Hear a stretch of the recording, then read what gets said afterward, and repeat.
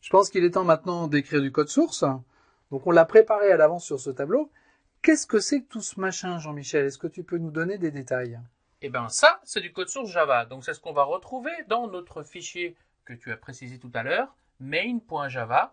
Et important en Java, il faut absolument que le nom du fichier corresponde au nom de la classe publique contenue dans ce fichier. Donc tu veux dire que tout ça, je dois l'écrire dans un fichier main.java du fait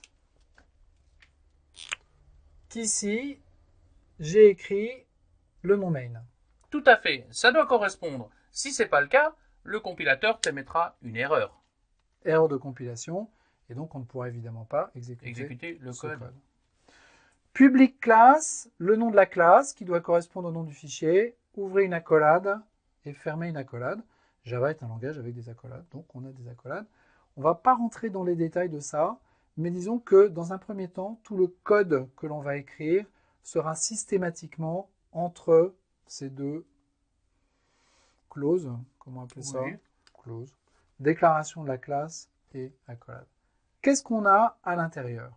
Alors à l'intérieur, on va trouver une méthode qui doit avoir une syntaxe particulière. Okay. Elle doit obligatoirement public, static, void, main, important, avec une minuscule. Tout à fait. Et, entre parenthèses, des paramètres. Cette espèce de truc un peu cabalistique, ça, ce sont les paramètres de la méthode. Oui, on sera capable de passer des paramètres via la JVM à notre point d'entrée parce que finalement, cette méthode main sert de point d'entrée à notre application. D'accord. Un peu comme en C. En C, c'est une méthode main qui s'exécute quand on lance un applicatif C. En Java, c'est une méthode main qui s'exécute quand on lance une application Java. Et tout ce qu'il y a sur cette ligne est standard et on ne peut pas le changer. Si jamais il y a une erreur de syntaxe ou si jamais un mot manque comme static ou void, à ce moment-là, on aura soit une erreur de compilation, soit cette classe-là ne pourra pas s'exécuter. Oui.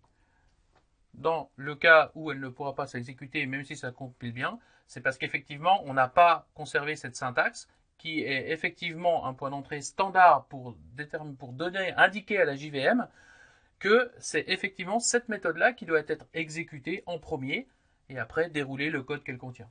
Parfait. Et alors à l'intérieur, qu'est-ce qu'on a? Alors à l'intérieur, ici, classiquement, comme on fait un Hello World, c'est généralement ce qu'on fait traditionnellement pour découvrir un langage. C'est assez même à ça qu'on reconnaît un vrai langage. Si on ne peut pas écrire Hello World, c'est pas un vrai langage. C'est pas un vrai langage.